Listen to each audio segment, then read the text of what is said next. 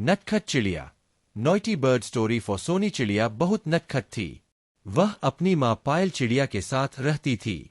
पायल, सोनी मैं दाना लेने जा रही हूँ, तू घर के पास ही रहना, इधर उधर मत जाना।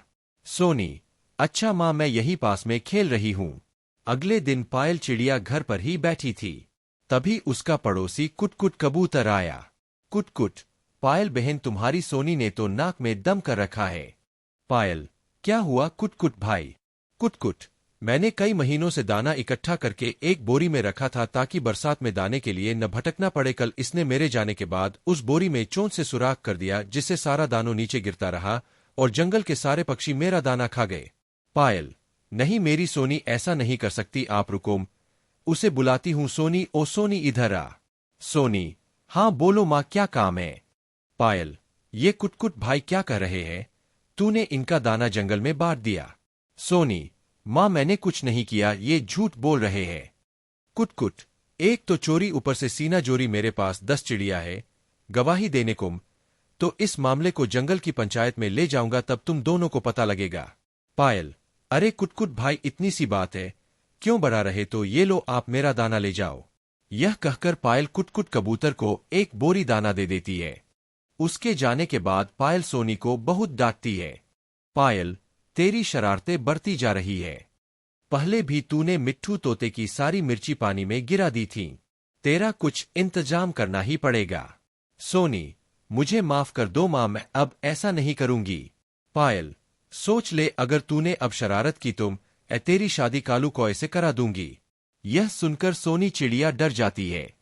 कुछ दिन बाद गांव से टोनी कबूतर जंगल में आता है। वह बहुत सीधा साधा था। सोनी चिड़िया को उसके बारे में पता लग जाता है। वह उसे परेशान करने की एक तरकीब सोचती है। जब टोनी कबूतर अपने घर में बैठा तो सोनी चिड़िया उसके घर पहुंच जाती है। टोनी कबूतर, तुम कौन हो? सोनी, तुम इस जंगल में नए आए हो, मुझे नहीं जानते। जंगल के राजा की खास सेनापति हूं। इस जंगल में जो भी आता है उसे यहां रहने का किराया देना होता है। कल से जितना भी दाना लाओ उसका आधा राजमहल में जमा करा देना। टोनी, लेकिन मैंने तो इसके बारे में नहीं सुना। सोनी, जो जंगल का कानून नहीं मानते उन्हें जंगल की जेल में डाल देते हैं। अब बताओ, कर चुकाना है या जेल जाना है? टोनी, ठीक है, मैं कल जाकर आधा दाना राजमहल में जमा करा दूंगा। सोनी, नहीं, कल से हम खुद आकर ले जाएंगे। अगले दिन से सोनी चिड़िया हर दिन टोनी कबूतर से दाना लेकर अपने घर लाकर रख लेती थी। इसी तरह कुछ दिन बीत गए। एक दिन टोनी कबूतर अपना घर छोड़कर जाने की तैयारी कर रहा था। तभी कुटकुट कबूतर उसके पास आकर जाने की वजह पूछता है। टोनी कबूतर उसे सारी बात बता देता है। उसके बाद दोनों पायल चिड़िया के घर पहुंच जाते हैं और सोनी चिड़िया की शिकायत करते हैं। पायल, हे भगवान, समझ नहीं आता इसका मैं क्या करूं? कुटकुट भाई, आप ही कोई रास्ता बताओ। कुटकुट, बहन तुम मेरी मानो तो उसकी शादी कर दो, शादी के बाद उसमें समझदारी आ जाएगी। पायल, ठीक है, मैं आज ही कालू कौए से इसकी शादी पक्की करती हूँ। कुटकुट, अरे बहन, वह तो एक नंबर का मक्कार है, इससे पहले भी 2 शादी कर चुका है और दोनों चिड़ियों को मारपीट कर घर से निकाल चुका है।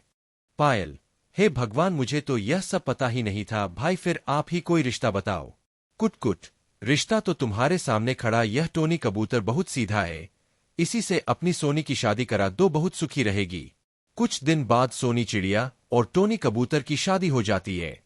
शादी के बाद सोनी चिड़िया टोनी से माफी मांगती है और वह शरारत करना बंद कर देती है।